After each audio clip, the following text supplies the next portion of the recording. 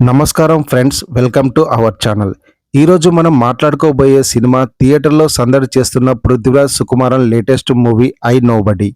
నీసం బషీర్ దర్శకత్వంలో తెరకెక్కిన ఈ చిత్రం ఒక సామాన్యుడి జీవితంలో ఊహించని మలుపులు వస్తే ఎలా ఉంటుందో చాలా ఇంట్రెస్టింగ్గా చూపించే ప్రయత్నం చేశారు. మరి ఈ సినిమా ఎలా ఉంది, మనం థియేటర్లో చూడొచ్చా లేక స్కిప్ చేయవచ్చా అనేది ఇప్పుడు రివ్యూలో చూద్దాం. కథ విషయానికి వస్తే పృథ్వీరాజ్ సుకుమారన్ ఒక సాధారణ ప్రభుత్వ ఉద్యోగి. భార్య పిల్లలతో సాఫీగా సాగిపోయే అతని జీవితంలో అనుకోని సమస్య ఎదురవుతుంది. తన భార్యకు వేరే ఒకరితో సంబంధం ఉందని తెలిసి కోపంతో గన్ తీసుకొని బ్యాంకు వెళ్తాడు రాజీవ్. అదే సమయంలో ముగ్గురు దొంగలు ఆ బ్యాంకును దోచుకొని రాజీవ్ను కూడా బంధించి తీసుకెళ్తారు. దారిలో ఆ ముగ్గురు ప్రమాదవశాత్తు చనిపోవడంతో ఆ 17 కోట్ల రూపాయల డబ్బు ఎక్కడుందో తెలియని పరిస్థితి ఏర్పడుతుంది. ఆ దొంగతనంలో రాజీవ్ కూడా పార్ట్నర్ అని నమ్మి డబ్బు కోసం పోలీసులు, స్థానికులు, చివరికి అతని కుటుంబం కూడా ఇబ్బందులు పడాల్సి వస్తుంది. అసలు ఆ 17 కోట్లు ఎక్కడ ఉన్నాయి, రాజీవ్ తనపై పడ్డ నిందను ఎలా ఎదుర్కొన్నాడు, చివరకు ఏమైంది అన్నదే ఈ సినిమా కథాంశం.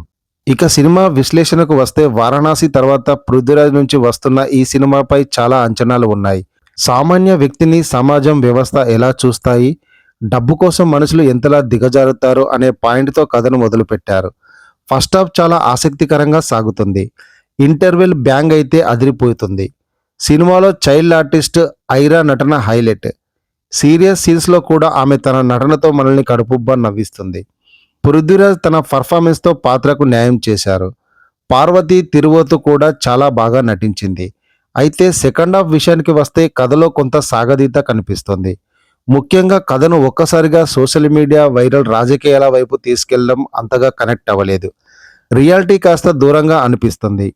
క్లైమాక్స్ కూడా మనం ఊహించిన స్థాయిలో లేదు. కొన్ని ప్రశ్నలకు జవాబులు దొరకవు. సాఫ్ట్వేర్ పాయింట్స్ చూస్తే సినిమాటోగ్రఫీ, సౌండ్ డిజైనింగ్ చాలా బాగున్నాయి. బ్యాక్గ్రౌండ్ మ్యూజిక్ కూడా సినిమా మూడ్కి సెట్ అయింది. కానీ పాటలు అంతగా బాగలేవు. ముఖ్యంగా తెలుగు డబ్బింగ్లో హిందీ పాటలు పెట్టడం కొంచెం ఆశ్చర్యంగా అనిపిస్తుంది.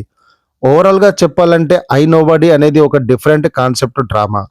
ఎడిటింగ్ ఇంకాస్త షార్ప్గా ఉండి క్లైమాక్స్ ఇంకాస్త బలంగా రాసుకుంటే సినిమా రేంజ్ మరోలా ఉండేది. అయినా సరే ఒక కొత్త కథాంశంతో సాగే ఈ సినిమాను ఒకసారి హ్యాపీగా ఫ్యామిలీతో కలిసి థియేటర్లో చూడొచ్చు. సినిమాకు నా రేటింగ్ 2.75/5. మరి ఈ సినిమా మీరు చూసారా, మీకేమనిపించింది అనేది కింద కామెంట్ సెక్షన్లో తెలియచేయండి. రివ్యూ నచ్చితే లైక్ చేయండి. మన ఛానల్ను సబ్స్క్రైబ్ చేసుకోవడం మాత్రం మర్చిపోకండి. జై హింద్.